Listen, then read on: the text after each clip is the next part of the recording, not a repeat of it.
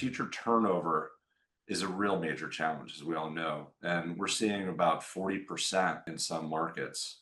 And I know it's top of mind for many of our attendees here. So other than continuing to raise, this circle, raising wages, which then impacts our ability to either be profitable or then we have to raise prices and that, what are other steps your programs have taken to reduce turnover and retain high quality educators?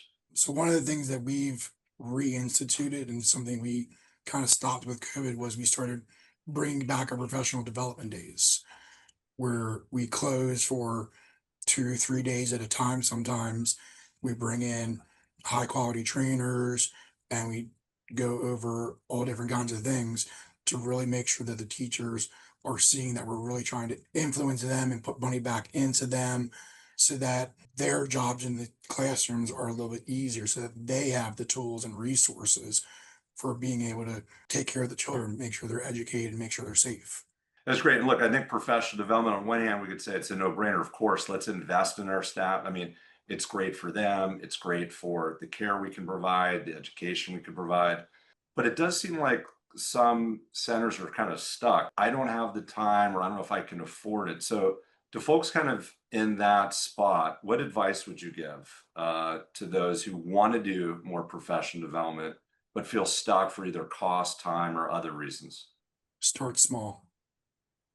Start really small with in-house, just monthly staff meetings where you can go over 20 minutes within that staff meeting for an hour, professional development, going over conscious discipline. We're just going over a quick 20 minutes of conscious discipline. We're going to refresh this, and then you start building it from there. Nicole, what about you? How do you approach professional development? Is that one of your biggest things that you kind of focus on as well for retention and reducing turnover? Definitely, it's one of them. And it's no secret that parents love that we are providing professional development. It's really a win-win because they see that our educators are educating themselves on a regular basis. So I actually would take it a step further. We have it in our handbook that we're closing 2 days a year for professional development. Mm. So we can all just relax. They find backup childcare. They're not paying more tuition, but it's a benefit to our teachers. And we either teacher training ourselves or we had, teaching strategies come in actually last year to do a training.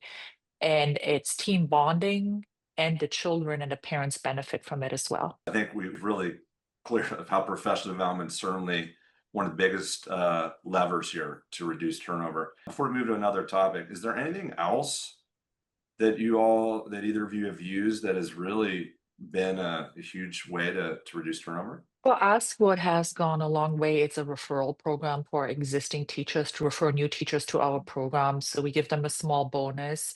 And we actually, even with the expansion we have experienced over the past years, we have a wait list for staff as well for most of our schools. And I think just teachers bringing other teachers along that have the same culture is always a good fit. And those referrals always work long term for us, or most of the time. That's true. I've seen that in many industries, right? The referrals, not only do you bring in great talent, but then also by having folks that they know, they brought in, they're more likely to stay. I think it's great to hear about all the investments you're both making and supporting programs and teachers. We've also done we actually did an independent randomized controlled trial of our solutions, which essentially makes it easier on the teacher with their curriculum and includes professional development.